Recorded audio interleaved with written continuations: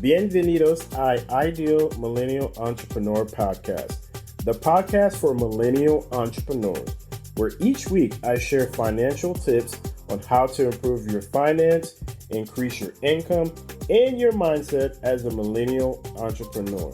Thanks for joining me in today's episode. Empecemos.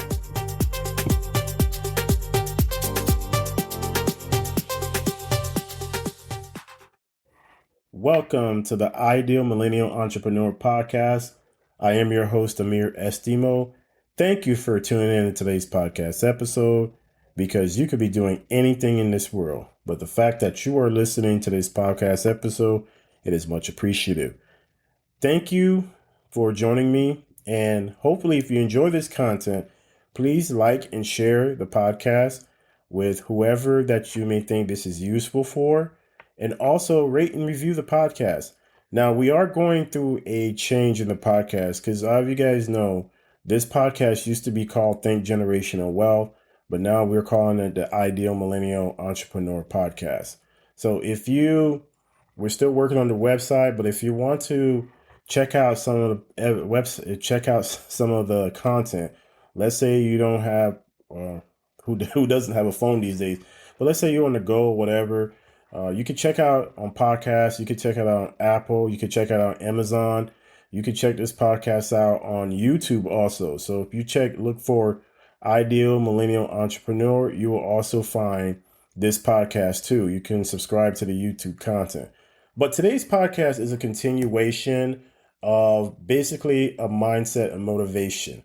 As we know, if you are trying to be an entrepreneur or an entrepreneur, there's going to be peaks and valleys. Everything may look good. Money, you may make great money one month. The next month, you make absolutely nothing.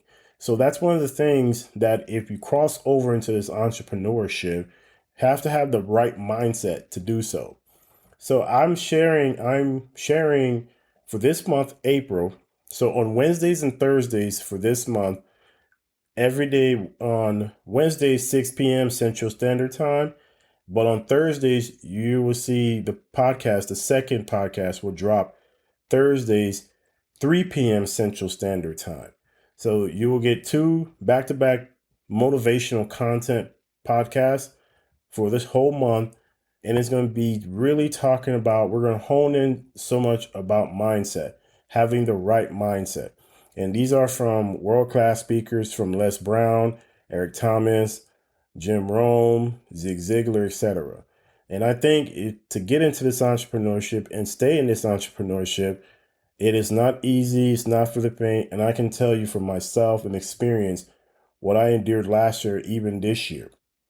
So again, if you enjoy this content, you can check out the podcast on www.thinkgenwealth.com. For now, we're eventually going to change the website to match, of course, the podcast, but it is called www.thinkgenwealth.com. If you want to check out more information regarding the podcast, you can leave a review, a rating.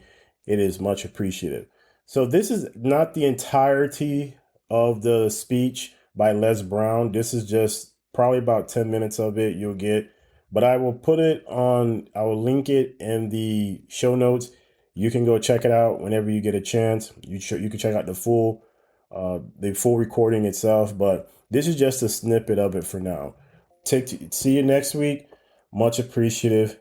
Peace. I think all of us can identify with. You can either live your dreams or live your fears. And I think the majority of people actually are not living their dreams, but are living their fears. So I want to ask you a question. What are your fears? What are you afraid of? What are you scared of? Because we all have fears, don't we? We all have something that's blocking us, that's holding us back. And as we begin to look at life, what we realize is that the reason that most people are not living out their true potential, are not doing all of the things that they would really like to do, is because of fear. Some people call fear false evidence or expectations appearing real. I'm reminded of a story of a guy that was living in an area where he had some new neighbors, and these neighbors had a bulldog. And when he came home every day, this bulldog used to chase him about a half a block from his house. Every day, he would have to streak home. I mean, he would just run. This bulldog would be right on his heels. And so he just got tired of that, because he would go home about a half a block away from home. He would look around for this bulldog, and he would see him, and he would go walking casually along, and this bulldog come out of nowhere, woo, woo, woo, and start chasing him. He'd run home. So this one day, he just got tired. And so when the bulldog was running after him, he started running. He saw a rock, and he stopped to pick it up to throw at the bulldog. And when the bulldog got up on him, he started barking. He realized the bulldog didn't have any teeth in his mouth. Then he started chasing the bulldog. If you don't get on away from it, because the most the bulldog could have done is gummy, you know. And so, you know what? Most people go through life running scared. Running scared from things that have no teeth in them, because they're false expectations appearing real. That, see, we're brilliant enough to scare ourselves to death. Do you realize that? There are some people actually who get a kick out of scaring themselves to death. I remember the last frightening movie I saw. It was The Exorcist. I will never forget. I was so frightened when I came home. I'll never forget. I drove in the driveway, and I had already called my former wife and said, listen, turn the lights on. I was coming in the driveway, and I was getting out of the car, and all of a sudden I couldn't get out. I started blowing my horn. I said, Madeline, they got me, they got me. She came to the kitchen and said, take your seatbelt loose, fool. I said, oh, okay. I was frightened out of my wits. But there are a lot of people who they get off on that. They love it. I'm a person, my brother is a paratrooper. My twin brother, he's in the military, career man. I would love to jump out of an airplane to parachute. I'm scared, though. I mean, I really admire my brother for that. I would really love to be macho man like that. What are the things that you fear that's been keeping you from living your dream? That's been keeping you from doing some things that you would like to do? Just think about those things. And how do we begin to handle that? Abraham Maslow said that life is about growth. And he said, you could either go back to your comfort zone, and there you won't find any growth, or you must be willing to go forward and face your fears again and again and again, because you're never going to have a fear-free existence. I mean, some fear is acceptable and legitimate. There are some things that you really should be afraid of. Now, you shouldn't allow it to immobilize you. You acknowledge it, you take it into account, and you carry yourself accordingly. There are times that we should proceed with caution. But it's the difference between being stopped by fear.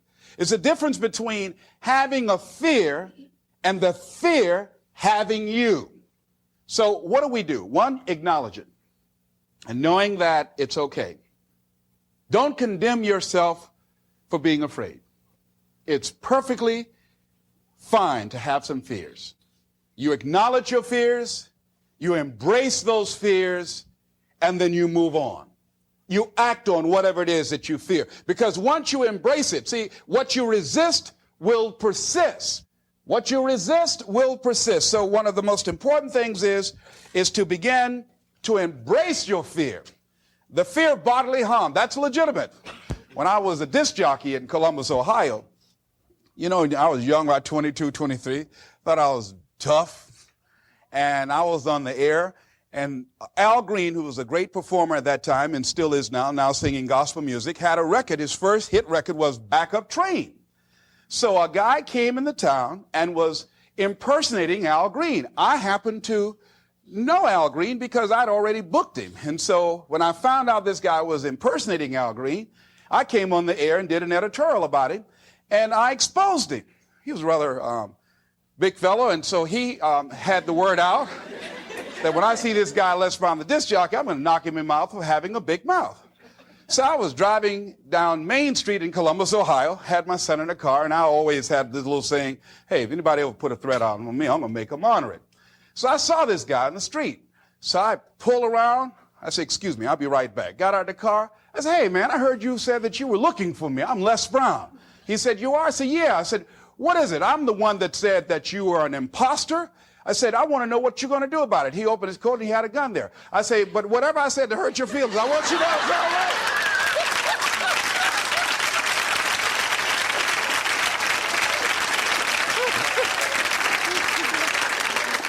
Acknowledge your fears, carry yourself accordingly, and do what makes sense for you.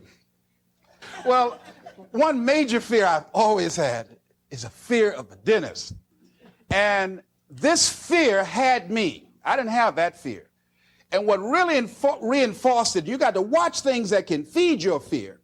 I saw a movie that most people would not remember.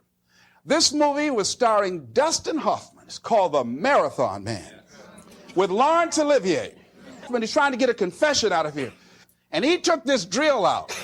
Let me tell you something. When he went in Dustin Hoffman's mouth with that drill, I had $1 worth of popcorn. That popcorn went everywhere. Oh! Do you know I could not go to the dentist for 5 years? I had left broadcasting, went to the Ohio legislature, had an impacted wisdom tooth. Now that hurts. And I would call, and as soon as the people would answer the phone, I would hang up. That's how frightened I was. Dr. Hamler's office, boom, I'd hang up. Then I got to the point where I could just ask for an appointment. Hello? And I wouldn't give my real name. Because I knew I wasn't going to keep it. I'd give anybody's name. Joe Jiggly Jim, it didn't matter. Then pretty soon I got to the point where I could give my name. It was about 4 years after that, you know. I said, my name is Les Brown. Then I would call back and say, look here, due to my legislative agenda, I won't be able to make it. So the lady finally said on the phone, she said, you're scared, aren't you? I said, no, I'm not. She said, then why don't you come in? I said, that's none of your business. She said, you're not coming in because you're scared. I wish you just would not waste our time. And she hung up. I said, you have no right to do that to people like me, you know? So finally, make it long and short of it, I was hurting so bad, I said, wait a minute, I've got to do something. And I said, what am I afraid of? Go there and handle it. And I said, man, Dr. Hamler, I just can't hear this drill. I mean, if you can do whatever, I don't need to hear this drill, that sound, you know, that's what gets me, that drill. Don't pull that drill out on me. He said, just calm down, calm down. And it wasn't really bad as I thought it was. One of the things you find out that when you face your fears, it's not as bad as you think it is. And when people tell you, I just can't do it, I can't handle it, I mean, really, I can't handle it, what they're envisioning is that they're not going to be here. They're going to clock out like you're going to die. And guess what? We all had occasions when we confronted our fears, we had to do something we felt uncomfortable with, we didn't want to do it, and we did not die. They didn't come take us and put us in a box somewhere. Am I right? So what we've got to begin to do, how do we handle that? What's the process? Because it's all up in here. One, I think, is imagine the worst case scenario. I just imagine that he went in my mouth and with this drill and that I just croaked out. Then I imagine, that's the worst case scenario. Then I had another technique I used. Visualize yourself being more than able and capable of handling it. And I used to have a tremendous inferiority complex about speaking before people that I felt who had more going for them than I did. Because I'm not college trained, I used to feel that college people were the most intelligent people on the planet. And there was nothing I had to say for them. And what will they listen to me for? That's the way I felt. And so I had to visualize myself speaking before them, speaking before various audiences that had more going for them than I did, and realize and appreciate my own value and that I was a worthwhile person, even though I didn't have all going for me. I didn't have the money, I didn't have the education that they had. So part of the process is seeing yourself, being worthy, being capable, having what you need to make you a worthwhile person, and that you're more than able, and that you deserve to be listened to, or you deserve to have that dream and that passion and whatever it is that you see and envision there. You've got to see it in your mind's eye and know that you've got what it takes. Repeat after me, please. I must see in my mind's eye. See myself confronting my fears handling my fears. I'm more than able. Shake somebody's hand on your right and left and say, you got the right stuff.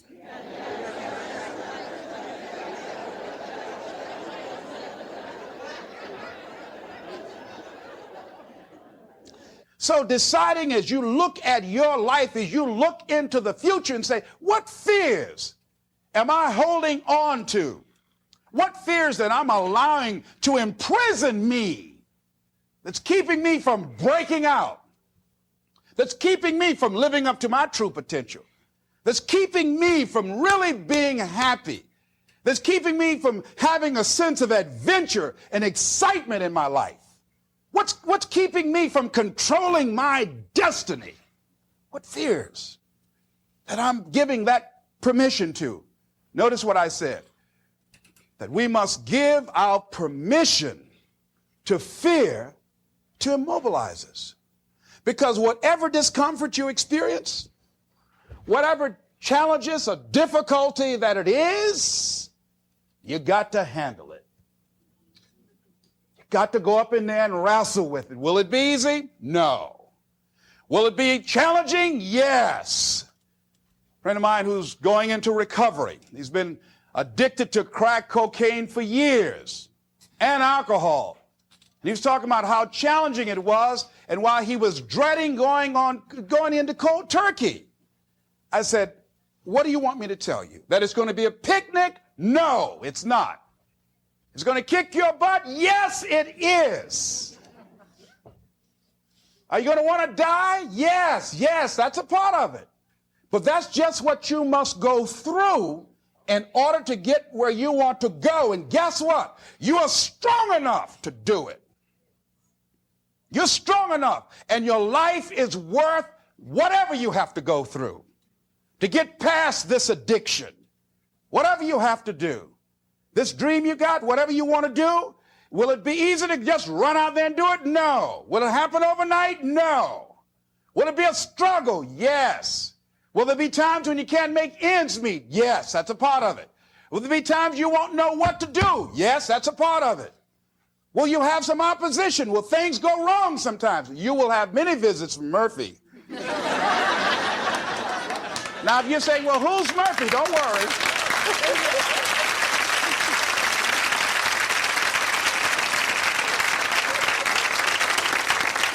Somebody must have told us someplace along the line, I don't know where, but somebody must have told people, oh, life is going to be real easy. No. If they told you that, I've got a special announcement. They lied. I'll never forget. I had a special piece of legislation I wanted to get passed. And I said to a guy, I said, look here, can I count on your vote? He said, yes. And look here, if I can't count on it, let me know. There's another guy that owes me a chip, and I can call on that. And I won't need your vote, but I do need it. If you say you're going to do it, do it. He said, you can count on it. Legislation came up. He voted against my bill. My bill passed. I went back to him and said, hey, I told you I needed the vote, but if you couldn't give it up, let me know. I would get somebody else. I said, why did you tell me? He said, I lied. I was in shock. How many of you that life just wore you out? That you didn't expect that? You thought you'd go to school, get good grades, get a job, and you came out here and you'd be able to get a job and live happily ever after, and you say, they lied. Yes, they did. They never told me, you know that song said, Mama told me there'll be days like this. They didn't even tell us that. Isn't that something about life is challenging? I mean, it's some stuff you get out here, you didn't read it in a book nowhere. Didn't nobody warn you that it was going to come down on you like this. That's called life. There are all kinds of challenges like that. So what's the next piece is that you accept yourself, then you accept the fear as a fact and not a force. See, when you accept yourself and you accept fear as a fact, that means that it's something that happens. It's something that you're going to experience, but it is not a force to hold you back. It doesn't have any special power other than that you give it. So you accept the fact that you are afraid, and then you move on anyhow. You move on past it, and you do whatever you've got to do. I was at a big motivational rally for a gentleman by the name of Dexter Yeager down in the Carolinas. I was standing backstage, And I had to go out. I was the last speaker on the program. It's the first time I'd been in a stadium of this size, over 10,000 people. You couldn't see the people because the lights are just blaring in your eyes, called Free Enterprise Day. I was afraid. My heart was beating fast. I was just pacing back and forth. And Dexter said, "Are you all right?" I said, "Yeah." "Yeah, I'm all right." So I said, "Wait a minute. Just calm down. Calm yourself. Hold a minute. Hold a minute. It's all right, Les. It's all right. All right. Just be scared."